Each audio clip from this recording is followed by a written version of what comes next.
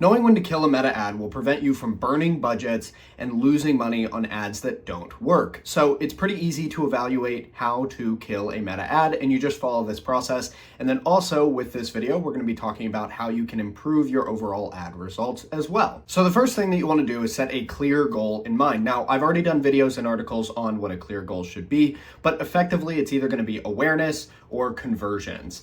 Now, once you have that goal in mind and you know what your ad is for, there are different metrics that you can be looking for to know whether you should turn it off or keep it on. I am going to go through awareness first, which is the less common advertising strategy. And effectively with awareness, what you want to do is look for website visits and audience frequency. Both of those things are effectively going to be telling you your market penetration and how many people you're showing your ad to, effectively increasing awareness. You can also use that to increase the number of retargeting ads that you're running for people who have already watched those ads or gone to a landing page or something of that nature. Awareness ads tend to be a lot easier to achieve the goal for because what Meta is optimizing for is effectively cheaper clicks or cheaper views versus sales. Now for conversion ads, you're going to be looking at your CPA, which is effectively your CAC. Your CAC is your cost of acquired customer. Basically, CPA, CAC, a lot of the time with conversion ads are effectively just telling you how much it costs to get somebody to buy your product. And you're going to be comparing that to the lifetime value within some certain period. Now, lifetime value technically refers to the total amount of sales that you're going to be getting from a customer over time, which is why I use LTGP, which is lifetime gross profit. It's the amount of money that I'm actually going to receive after all of my costs from a product. But regardless, it's going to be the amount of money that you're getting. And then I like to do over a certain period of time. If you are a very cash flow heavy business where you need money coming in quickly, then you probably want to do your cash flow within 30 days from a customer. But if you can wait months or years to be profitable on a client or to be maximally profitable on a client, then you can just do total lifetime value. Again, we've done an entire video on that process before, but this is a basic idea that you set a goal for something that you want to accomplish, and then we evaluate whether you should keep or kill an ad. So let's talk about the rules that you should be following. First is going to be the $100 rule. If you're doing an individual ad creative and you're testing it, you probably want to test somewhere between $75 and $100. Now, I like to do $5 a day until I hit that threshold. Once I hit that threshold, I will turn the ad off if it's severely underperforming. If it's mediocre, I may give it some more time. And if it's doing really, really well, then I will keep it on and iterate off of it.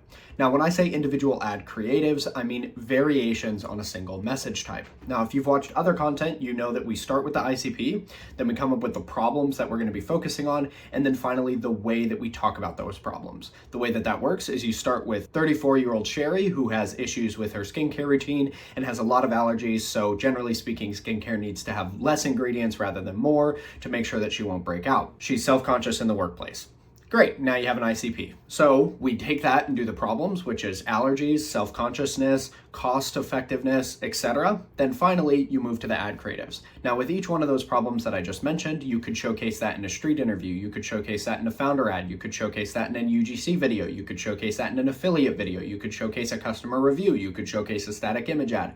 All of those are different ad creatives, and each of those is what gets that $100 budget. Now, when you find an ad that works, you do want to increase the budget as much as you can, but eventually you are going to see decreasing returns. What that means is that you've reached your awareness threshold, but the important part is that means it's time to iterate. Change things about your ad to test it across new audiences, new problem statements, or new ad creatives with the same problem statement.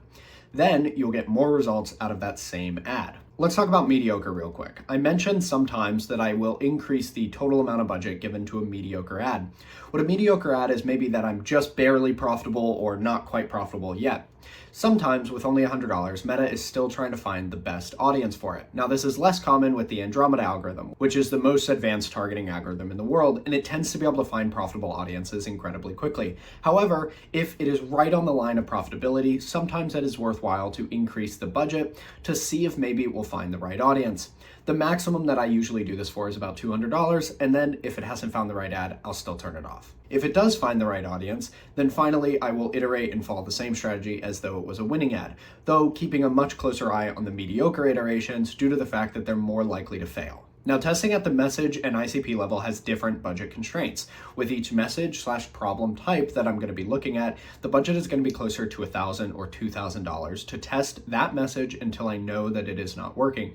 For example, if cost effectiveness is a problem statement that I'm focusing on with Sherry or ICP, but it's not really getting great results, I'll still try and target it in different creatives in different ways for about $1,000 to $2,000. The thing is realistically, it's going to be hard to know if the message is the problem or if the creative is the problem until you have tested a lot of creatives.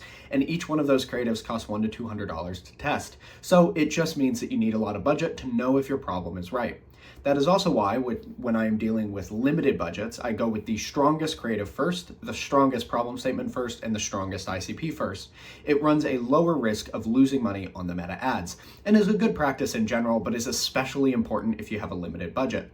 At the ICP level, I may test $10,000 to $15,000 of ads before I decide not to advertise to that ICP anymore. The reason for that is I have to test many problems and many messages to know if it is working, but also an ICP is a massive umbrella. It is effectively wiping off a target market of your industry, and you have to be very sure before deciding never to advertise to that person again. I want to be clear. Now, some ads are going to fail after 2 months, 3 months, 5 months, etc. Those ads are not failures in the sense that they just aren't good and that the message is not good. It just likely means that your audience is fatigued of seeing the same ad.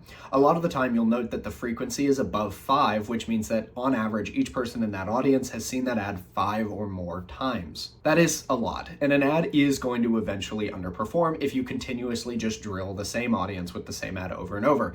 That doesn't necessarily mean that it's a failure, it just means that that ad has now run its course. You can redo that creative type or that message type many times in the future, you just got to do it in a slightly new way. Before we wrap up, I wanted to let you know that we offer a free trial of Meta advertisements. This means that at no cost to you, I will create all of your ads, manage your entire ad account, and then once it works, we will switch to a performance basis, which just means that I get paid a percentage of the profits generated. Again, this is no upfront cost to you, and I will only ever get paid if it actually works. If that sounds interesting, go to the first link in the description. Now, we do have a full article, which also goes through some FAQ and has a glossary in alphabetical order, so if there were any terms in this video that you didn't fully understand, I highly recommend you check out that article. If you want to read the full version of this article, go to the second link in the description.